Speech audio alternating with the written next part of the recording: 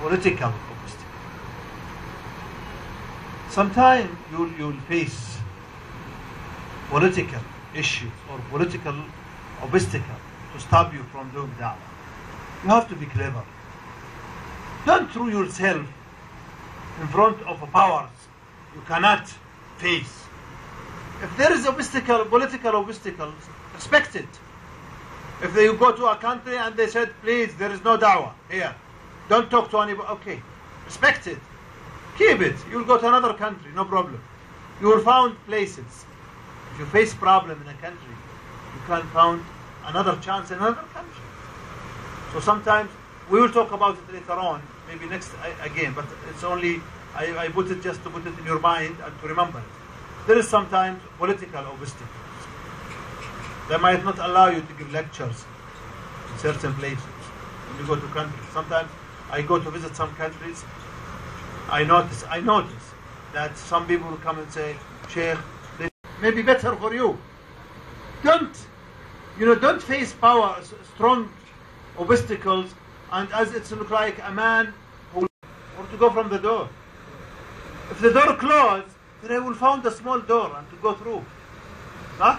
But it's not logic, I will break the door to go. No, it's not logic.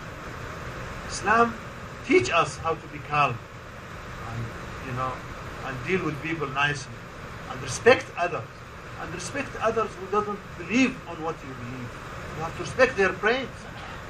They did not reach the point you reached. So respect them until the time Allah wants them to reach what you reached. Don't look at them that they are less than you, or they are nothing, or you don't respect them. No, respect them.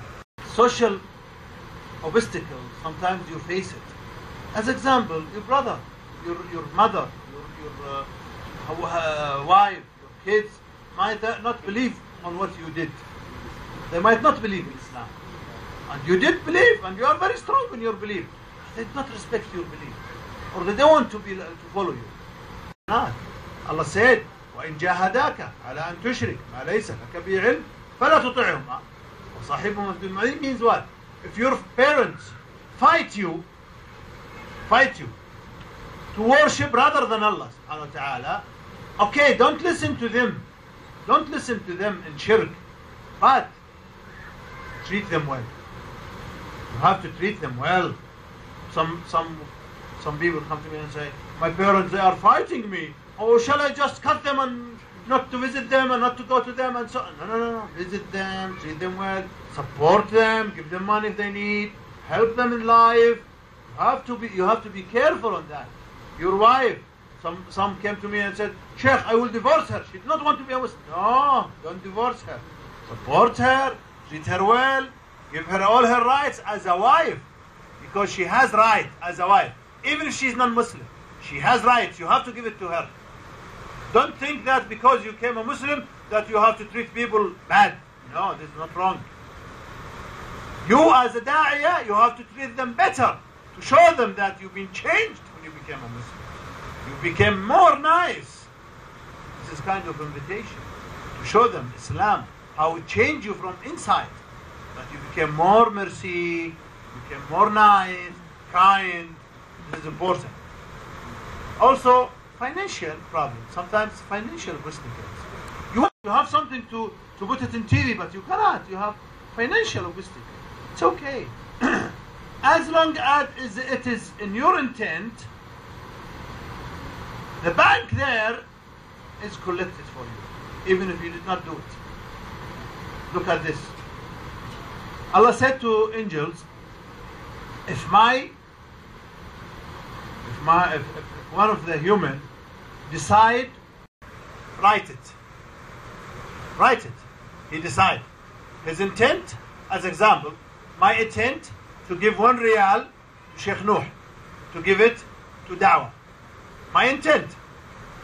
The time is my intent, in my heart, I decide to give Sheikh Nuh 1 riyal.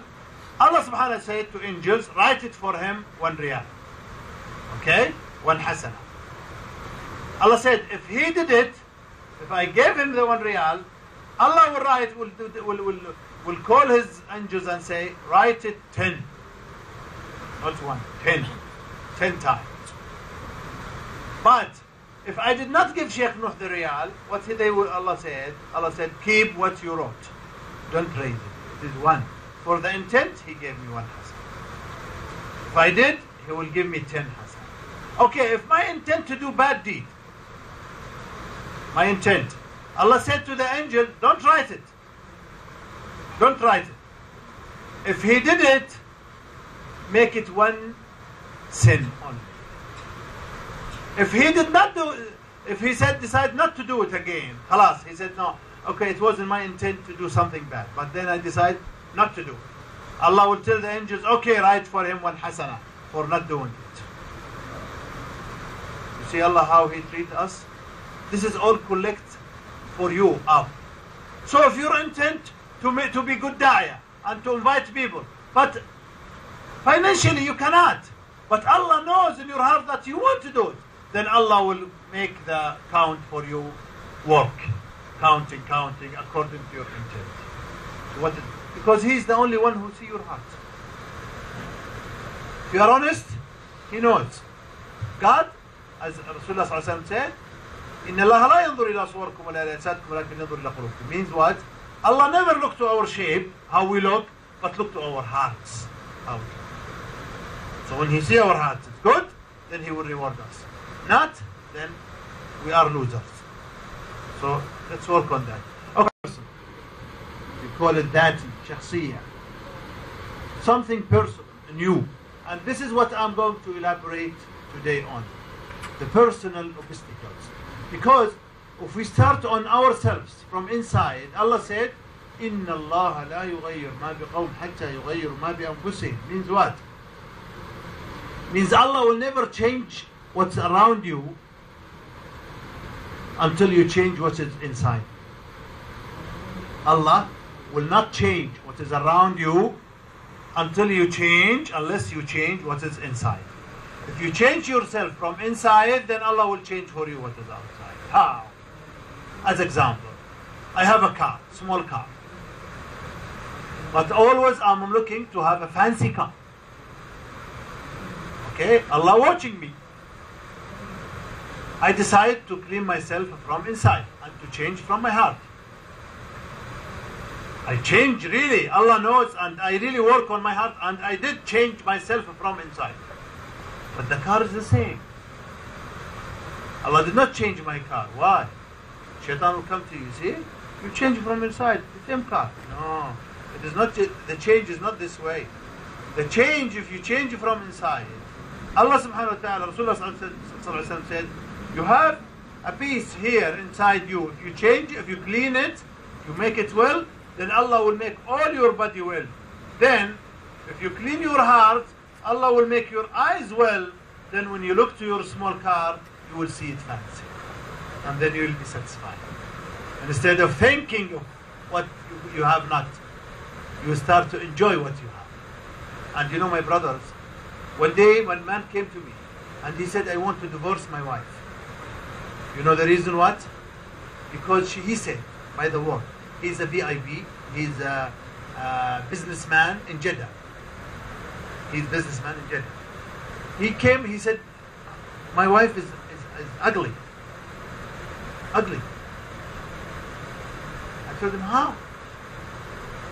What I realized in my life, that in all what Allah created, there is two faces, ugly and beautiful. But it is your eyes. If your eyes look to the service of ugliness, then you will see ugly. But if your eyes will look to the service of beautifulness, then it will be beautiful. It depends on your eyes. So if you clean your heart, then Allah will make your eyes look to the beautiful service.